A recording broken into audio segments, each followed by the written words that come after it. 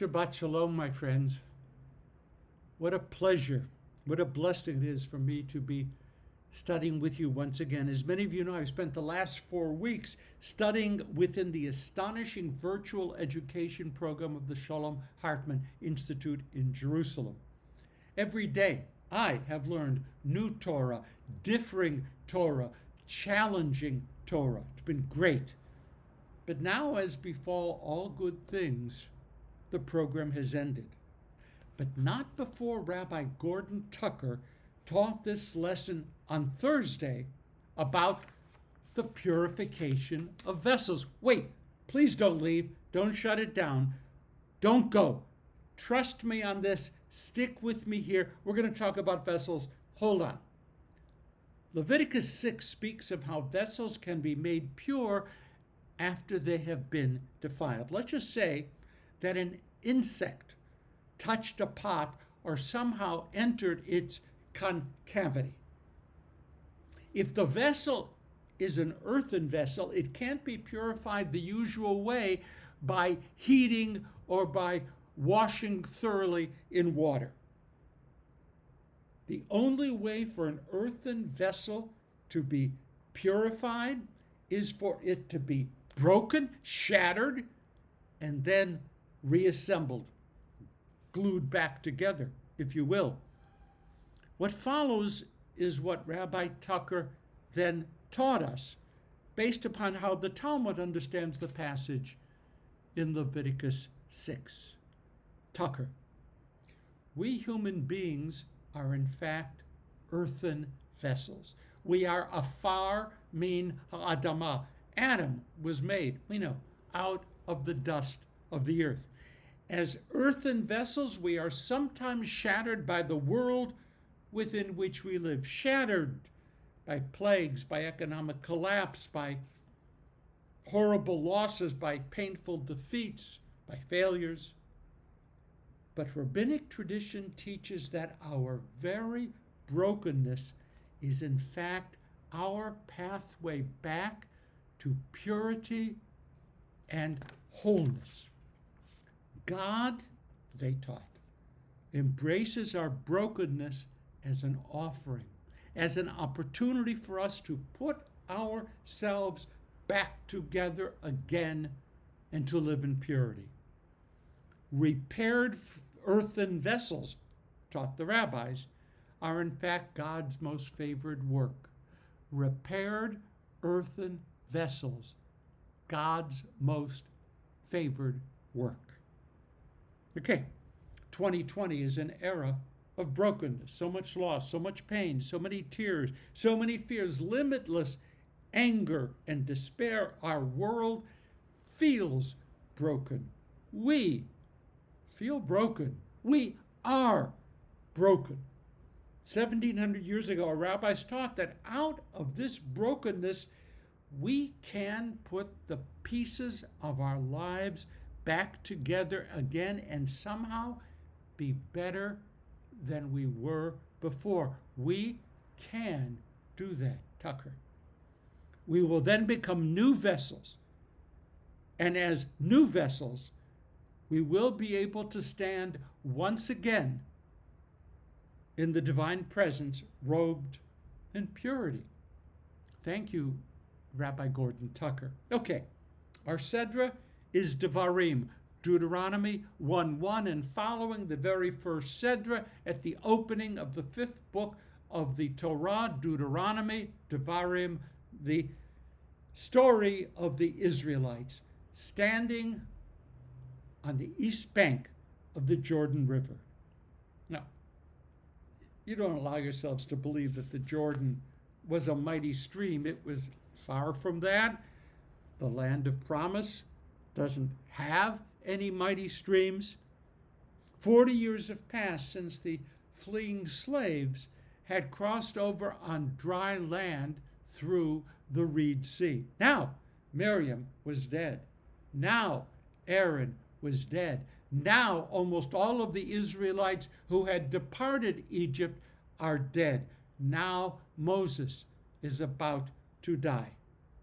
And Joshua will lead the people into their future. Scholars understand the book of Deuteronomy to be Moses' final speech.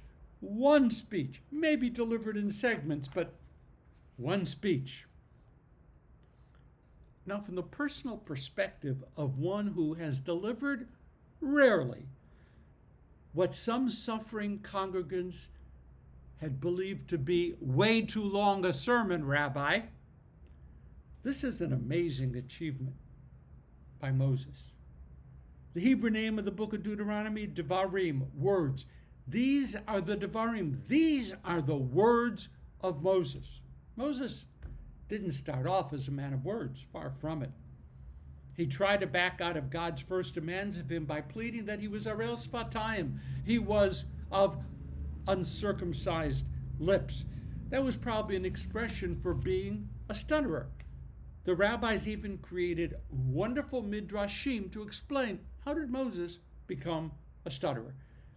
God created a workaround. God would speak to Moses. Moses would speak to Aaron.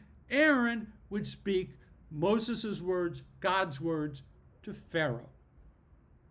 And Moses certainly was not a compelling speaker throughout the rest of his years. Very often, the people wouldn't even have the patience to hear what Moses was trying to say. They became kotzer ruach, short-spirited. And at times, Moses even yelled at the people, one time calling them, Oshimuna Hamarim, listen, you rebels.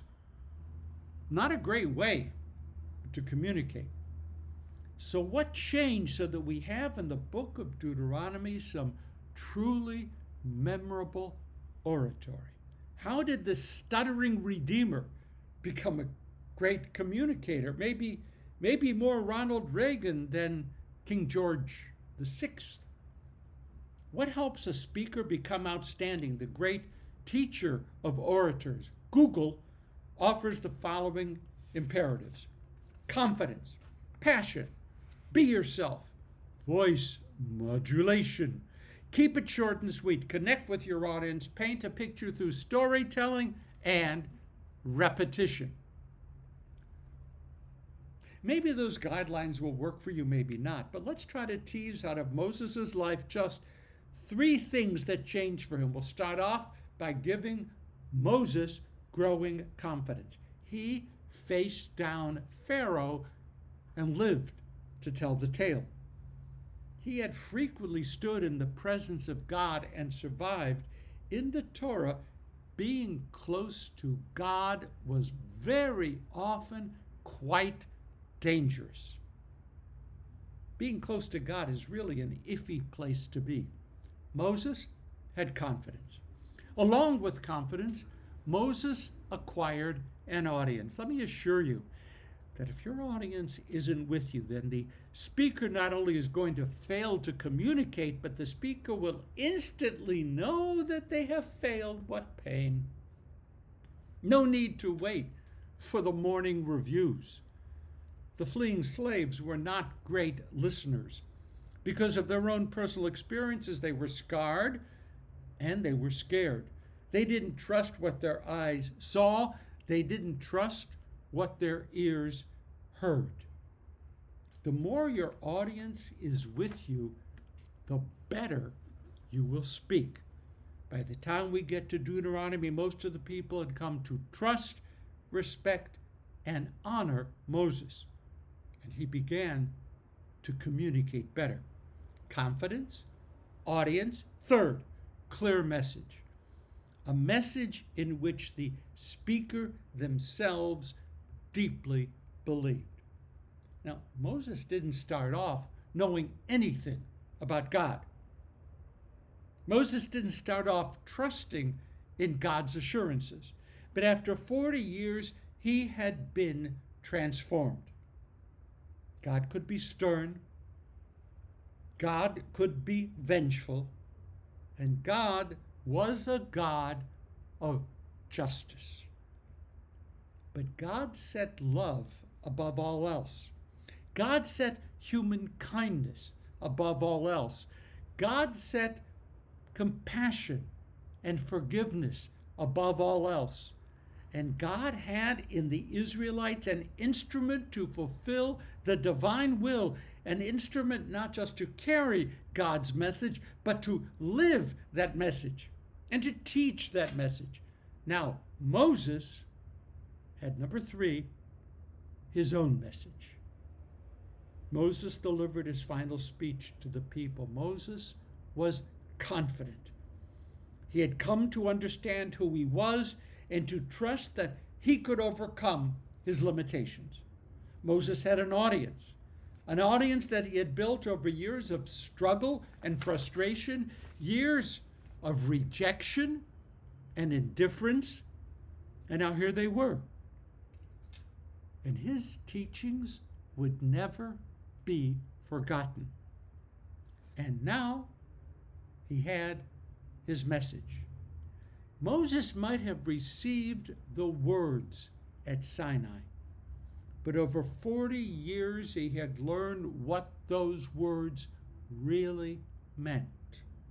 Now the book of Deuteronomy could begin. Elu Hadavarim. These are the words of Moses. Moses, confident.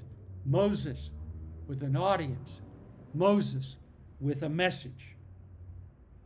We may be only shattered earthen vessels, my friends,